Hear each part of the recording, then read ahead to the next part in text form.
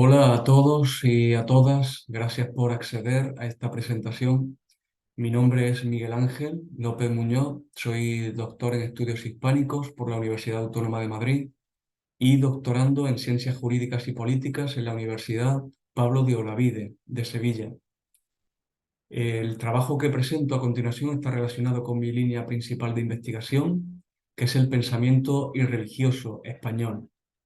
En el presente estudio abordo el sentido y el valor de la crítica economicista al clericalismo católico en América de la pensadora y activista española Belén de Sárraga Hernández, nacida en Valladolid en 1872 y fallecida en México, Distrito Federal, en 1950. La ponencia tiene o presenta dos grandes partes. En primer lugar, se presentan las claves de su pensamiento filosófico, político y religioso, con el fin de entender el sentido y el trasfondo de su crítica. La segunda parte, la parte principal, concreta la crítica económica y laboral a través del análisis de su obra El clericalismo en América, publicada en Lisboa en 1914. La finalidad que se persigue con todo ello es establecer los elementos de comprensión necesarios de los principales hitos de su pensamiento como trasfondo de la defensa de la democracia radical y de su defensa de los derechos del mundo obrero. La conclusión, finalmente, está encaminada a poner en valor la lectura economicista de la crítica clerical en Belén de Sárraga como trasfondo último desde el que el clericalismo se impone en los países de América durante los últimos decenios del siglo XIX y los primeros del siglo XX, para conquistar tanto poder de influencia política como adeptos para su causa en el marco del clientelismo y la explotación laboral. En este sentido, Belén de Sárraga realiza la traducción de todo el andamiaje eclesiástico de altar, confesionalismo, la pila, la escuela o el asilo de necesitados en tanto centros de operaciones económicas.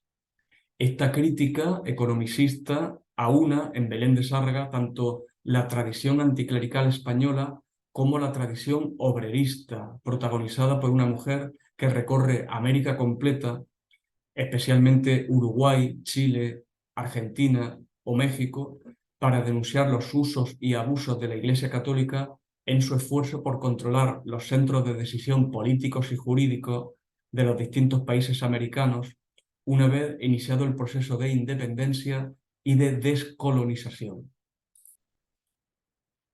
En lo que respecta a las claves y la trayectoria intelectual de Belén de Sárraga, hemos destacado cuatro grandes etapas.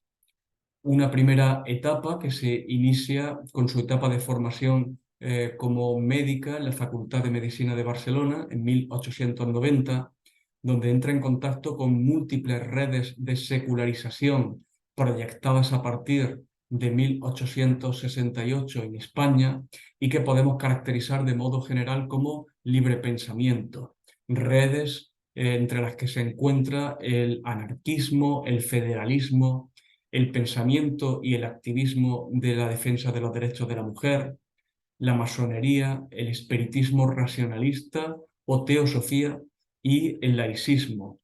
Esta primera etapa es una etapa donde Belén de Sárraga funda asociaciones libertarias, asociaciones de mujeres, donde dirige el semanario La Conciencia Libre entre 1896 y 1907, y donde asiste y participa de manera activa en congresos de libre pensamiento, como el celebrado en Roma en 1902 o posteriores de 1904, 1906 o 1908. Una segunda etapa se inicia en 1907 como consecuencia de reiterados hostigamientos, detenciones, encarcelamientos y ante la conciencia que toma Belén de Sárraga de la necesidad de realizar una labor transnacional frente al clericalismo. En esta segunda etapa podemos destacar el periodo que pasa en Uruguay, donde funda asociaciones como la Asociación de las Damas Liberales, o dirige el periódico El Liberal. Es una etapa en la que también se separa de Emilio Ferrero, con el que había contraído matrimonio durante el periodo de Barcelona.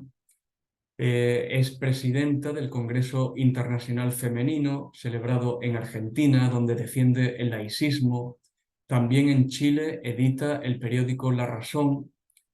Eh, Destaca también como articulista y conferenciante. Eh, En una tercera etapa, y ya con 59 años de edad, se inicia esta tercera etapa en 1931, decide regresar a su país ante el proyecto ilusionante que se inicia con la Segunda República Española. Lo hace de la mano del Partido Federalista Ibérico. De hecho, en 1933 decide presentarse como diputada por la provincia de Málaga, aunque no es elegida como diputada finalmente. No obstante, durante todo ese periodo se destaca su labor como defensa de los derechos de la mujer, y frente a la Seda y a Falange, en enero de 1936, funda, junto con otras mujeres, el Frente Antibélico de la Agrupación de Mujeres Republicanas de Izquierda. Participa también en la fundación de la revista Mujeres, junto a otras como Matilde de la Torre, Dolores Ibárruri, Victoria Kent o Eulalia Prieto. Finalmente, en su exilio en México, al finalizar la guerra en España, participa activamente como conferenciante, funda también la Unión de Mujeres Españolas Antifascistas o la Unión de Mujeres Antifascistas, eh, en su doble dimensión. Fallece en 1950, es incinerada finalmente tras el rito masónico. En lo que respecta a su crítica económica, de la cual recojo en esta diapositiva una pequeña cita, la tesis principal que defiende Belén de Sárraga es que el negocio es la exclusiva ocupación de la Iglesia, en particular en América. Con mucha sagacidad, apuntábamos, traduce todo el ritual de altar, confesionario, la pila, la escuela, el asilo de necesitados como centro de operaciones económicas, e identifica al sacerdote como el protagonista de la bolsa, donde se cotizan las pasiones, se negocia con los vicios y con las virtudes, se hacen transacciones con el delito y contratos con la vanidad, se especula con la miseria y se trafica con el remordimiento.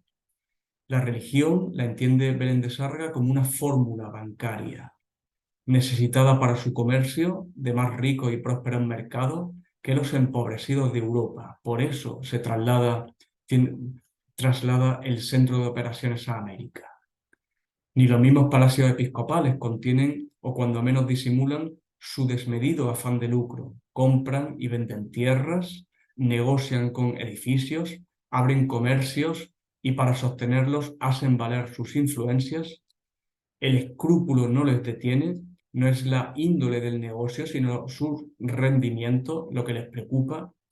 Y a partir de todo este planteamiento, Sárraga realiza una precisa descripción de las técnicas del lucro eclesiástico, que se extienden desde los modos en que configuran la rentabilidad de la caridad, abriendo asilos de pobres y transformándolos al poco tiempo en talleres industriales cuyos productos venden a bajos precios, perjudicando la competencia, los salarios a cambio de grandes ganancias, hasta las comunidades salesianas, cuyos colegios y talleres, contabiliza Sárraga, 200 casas como más de 500 industrias, se calcula que poseen actualmente.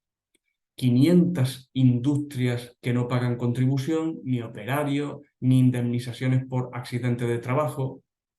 En este sentido, afirma irónicamente Belén de Sárraga que Don Bosco era un gran calculista, Además, los santuarios como centro de peregrinaje de apariencias o apariciones milagrosas que reportan un gran negocio, las congregaciones que se convierten en grandes centros inmobiliarios que encuentran sus riquezas por millones, los santos como receptores del tributo por las tierras de Brasil o México, el control de la ruta marítima del Pacífico desde países como Perú, Ecuador y determinadas zonas de México, América Central y Chile, el pago de dispensas y beneficios celestiales que Sárrega llama derecho de portazgo sobre el otro mundo, como tráfico de ánimas, o el uso de las subvenciones o concesiones gubernamentales para administrar la integración social de los indios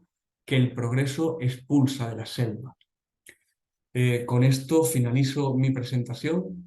A partir de aquí quedo a la disposición de todos los congresistas y responderé gustosamente cualquier pregunta.